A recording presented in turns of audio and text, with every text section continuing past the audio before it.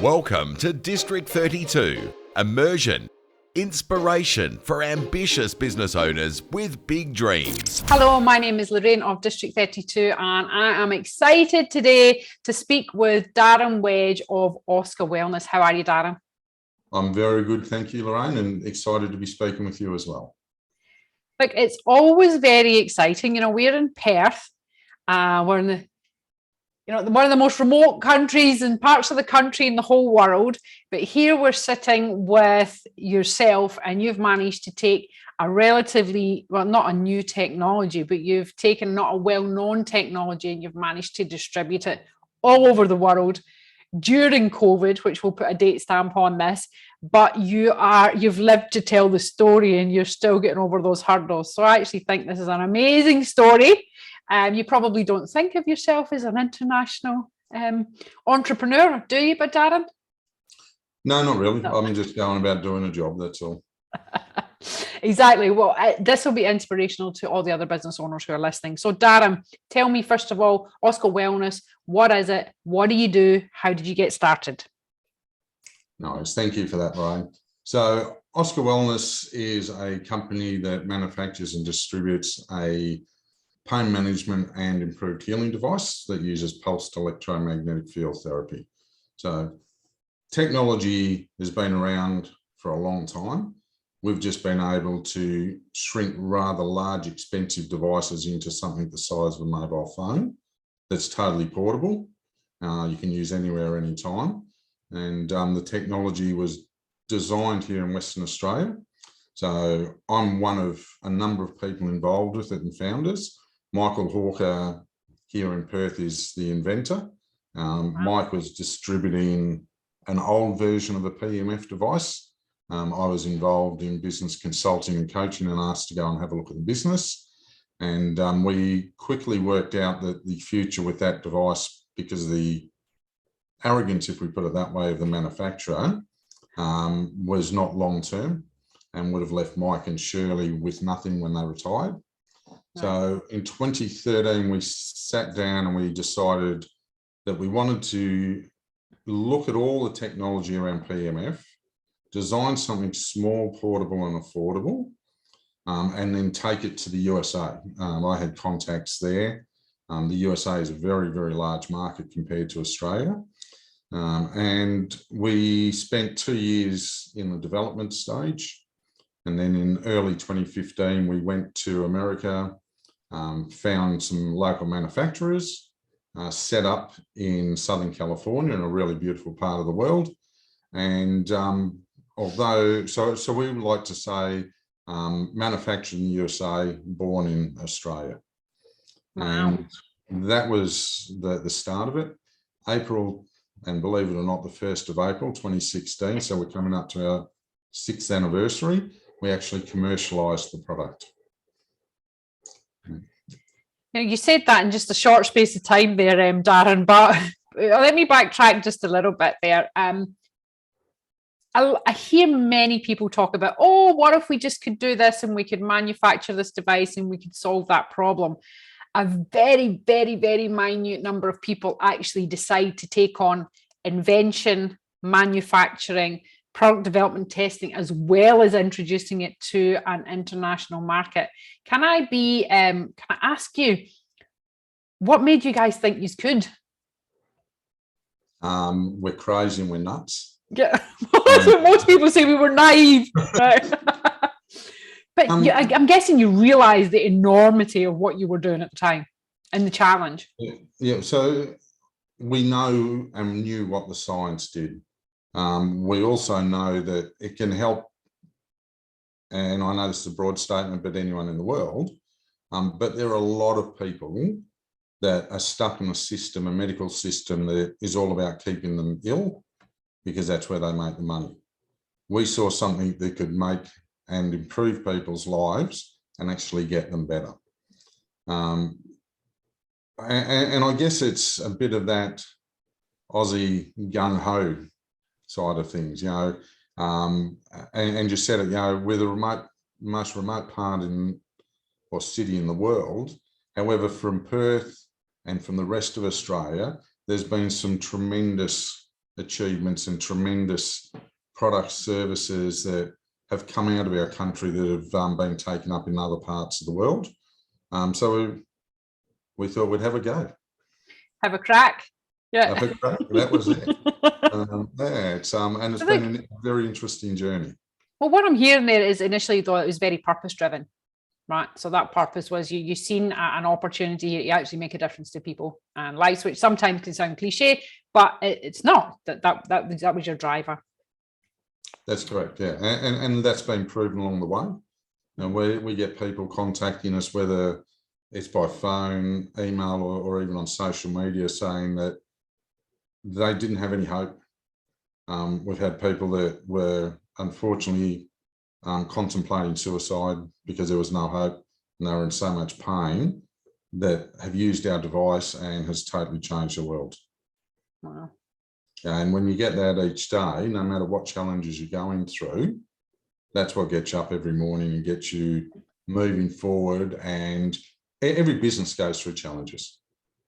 There is no doubt. Anyone that thinks that you're going to start a business, you've got a concept or an idea, and you're going to make squillions, go back to bed, turn the light off, and keep dreaming. Yep, and that's for any business, far less what you guys have accomplished. You know, you're from invention to where you are now, and that's how I want to dig a little bit deeper into, because the obstacles, the hurdles, and that you guys have had to overcome, because you know, I mean, you're this is mainstream now, but it's just letting everybody know it's mainstream technology. But to share with us some of the hurdles, and when I say hurdles, the achievements that you guys have actually managed to accomplish in the last few years. So share some of them with us, Darren. So where do we start? One of the, I guess the biggest challenges, and it's really come to the forefront with COVID, is running a business where we've set up the office in a country that takes 24 hours door to door to get to the office, and trying to run it from here in Australia. So I'm located here. Our chairman, who is also our first investor, is located here. We're on the board, but the majority of our team is in the USA. So even with Zoom calls and the like, that still has challenges, because in a business, you still have to have that personal interaction. You know, whether it's catching up for a coffee, or, you know, going out after and getting to know each other better, or being able to walk into someone's office and talk about an issue. You find that difficult. And in the early days, we'd be up at 2, 3, 4 o'clock in the morning on calls with both our team and external people in the USA. Then you'd be up again early in the morning to do your normal day. Yeah, that's riddled with challenges, far less over the lack of sleep. Exactly. So is that still the case now then? Have you got any tips for people around that on how to cope or manage without those international offices? It is.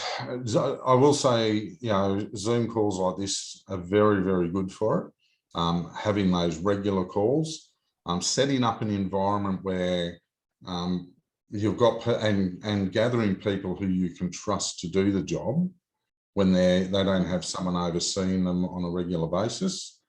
So we have a weekly call, and that will go for 2 to 3 hours. Yeah. And all the different issues and all the rest of it. Outside of that, we can be contacted at any time, but that makes a big difference.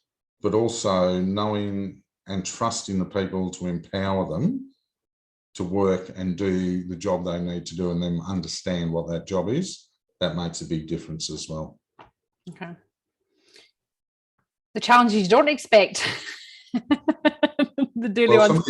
Some of the other big challenges, Lorraine, is so we set up in the USA. When we got CETJ, we started setting up distributors in other countries around the world. So at the moment, we're in 9 other countries, and we've got another 5 that we're discussing distribution with at the moment. Wow. But they're all different from the people are different. The laws and the regulations are different. And in the USA in particular, every state is different. Wow. So we're in Southern California, totally different laws to where we manufacture in South Dakota. Wow. So is that, I mean, do you have full-time people studying, what you can and can't do?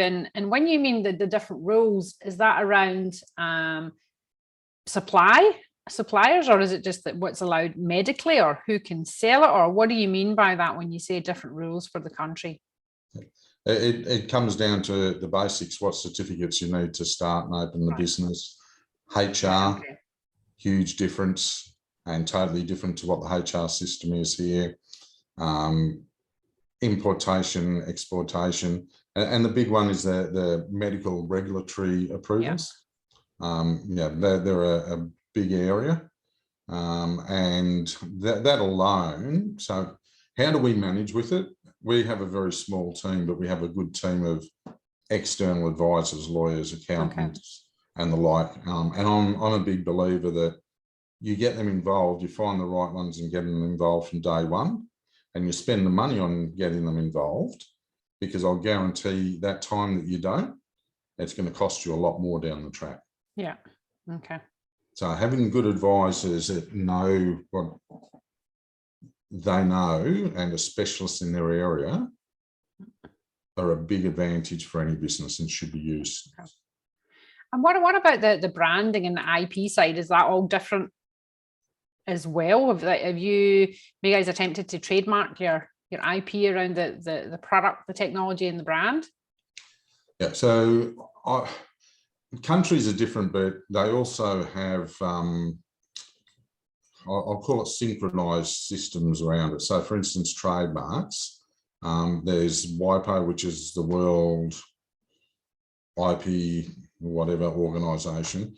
You can go to them and you can say, right, well, we want to trademark in these countries, and they'll do a global trademark to those countries. Okay. It still needs to be reviewed at that country level and either accepted or denied, or you're required to give more information.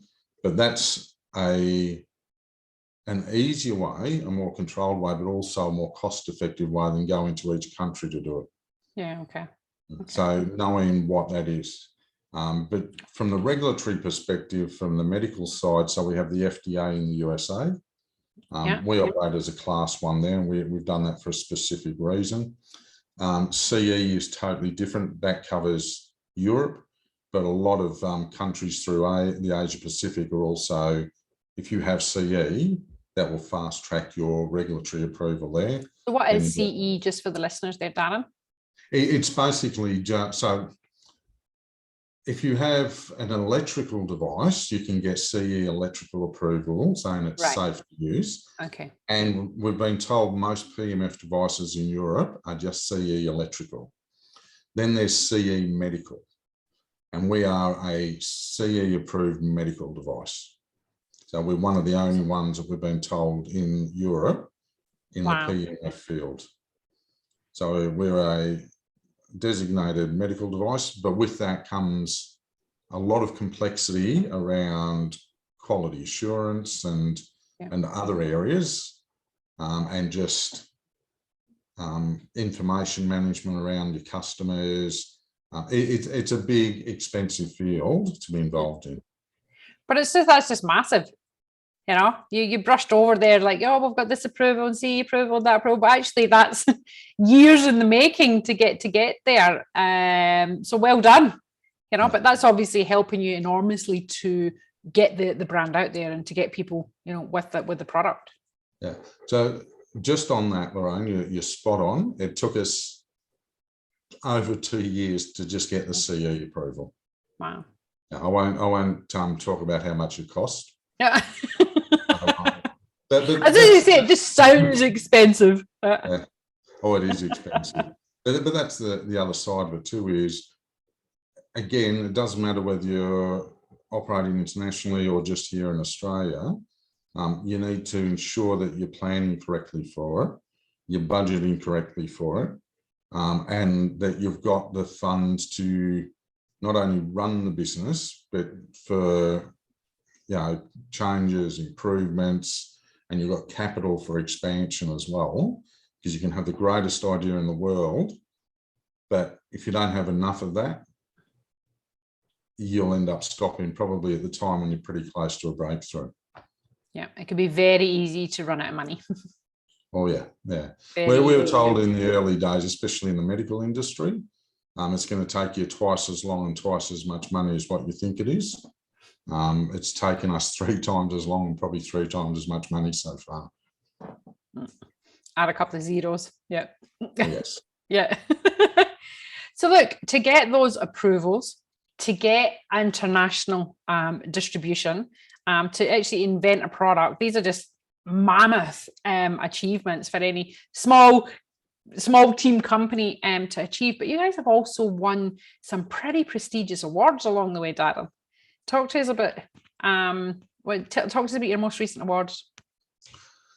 I guess the key ones were the MedTech Awards in 2017 and 2018.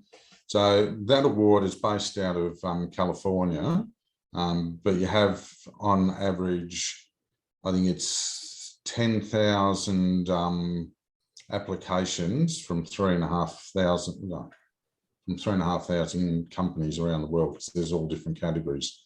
So it's very prestigious. So you've got the likes of Philips, Nike, Google, Amazon. They all put in for those awards. 2017, we won Internet of Things Best New Technology, Wow. which we thought was good, but other than a bit of awareness, it didn't really seem to do much. Okay. But the next year, we won Best New Technology in Pain Management. Wow. And that was a game changer, yeah. That opened us up to the medical industry, in particular in the USA. And instead of us having to go and knock on doors, we suddenly had the medical industry coming to us and asking about the device and what it was, and wanting to get involved with it. That's just enormous for any business owner out there or inventor out there. Like the leverage that you then get in the transformation of effort is just, it's a game changer. As you said, that's the word you used there. How did that feel? It was great. Yeah. It's one of those things. I've been on the other side of the world. I know the team in the USA were really excited with it because it was there, but you felt a bit not disassociated, but out of the loop with it. But it's exciting. But the other thing too is awards are awards, and they're great for that. But we're here to run a business. We're here to help people. Yeah. So our focus always comes back to that. What's the next thing we can do? How can we improve on what we need to do? How do we make it easier for potential customers out there, whether they're direct customers or the medical industry, to find us and put their hand up and say, yeah, I'm interested in it. I think there's a couple of things there that I'm hearing you saying, yeah, we're always on to the next thing as business owners. Like, yep, tick. That's that one now. But we don't actually often take the time out to celebrate the wins, do we? And it's not until, a few years later, you're like, holy yes, we actually did that, because you're just running fast, running fast. Next thing. So these are massive achievements. Darren, to be up there with the big players, your Google and your Amazon, is even that is a big win. But look, ultimately that serves your purpose, right? Sorry, what were you going to say? I guess the let's call them rewards that you don't hear and the public don't hear as much are probably more important for us. So where we have a distributor in the USA that deals in the medical side of the industry for us, they got Oska approved by the Department of Defense in the USA as an approved product. Wow. So that's huge. That's any of the active, both military and non-military staff. And right at the moment, and we're hoping this Friday, we're going to get the sign off to be an approved product with the VA. The VA is a huge area. These are people that have gone off to war, protected people back home, and are now back home with horrendous injuries and pain. We're already getting good results. But to get approved as a product there is enormous. It's absolutely phenomenal, you know, what you've achieved. And that comes down to the drive and the determination of the business owners. You know, it's unbelievable, Darren. So I hope you do take time out sometimes to give yourself a pat on the back now and again. Yeah, I think between 5 and my 11 o'clock calls at night. Yeah. Between 2 and 2:45. Yeah. Darren, what's your I just want to wrap up here at the minute. What is your hardest lesson? The whole journey. What has been the hardest, sorest lesson? The hardest lesson is to trust and believe people that were very close to you that didn't deliver on what they made themselves out to be. So, Okay. well, what that means is be very particular with the people you get involved with, whether they're friends, acquaintances, investors, or whatnot. Have a clear understanding of where you're going with the business and what you need from those people to fit in to get those end results. So we've had a number of people along the journey that came across as the right people, but when you dug deeper into the weeds, they weren't the right people. Yeah, and the old adage that I was taught a long time ago was take your time when hiring, but fire quickly. And you're not just talking about employees there, we're talking about partners, investors. So do you do your due diligence on your team? Yes, very much so. And if something smells wrong, it's wrong. Yeah, okay. Yeah. Trust your gut. That's it. Darren, thank you very much for sharing your journey with us. I think you're a phenomenal Western Australia success story, from invention to distribution to awards to regulatory approvals. And at the end of the day, as you say, you're out there changing the world, because actually, do you guys have a tagline? You know, Oska Wellness, there is hope. Because I just love that. You said that a few times and it really resonates with me. And I guess that's the larger message. Yeah. Well, I guess our tagline at the moment, and it doesn't take all of it into it, but when pain stops, life begins. That's our tagline. Beautiful. But thank you for your kind words. We don't see ourselves as that. We're just a group of guys from Australia and a small team in the USA that just want to see people get better. And we're trying to do everything we can to get to that aim. Darren, thank you very much. You're an inspiration. And I'm sure that listeners will have some learnings through your lessons, but also inspiration through your journey and your determination, and also living that, running that business of purpose. Nice. Thank you, Darren. really Thank you very much. Thank you very much for sharing your time. Nice. Thanks, Lorraine.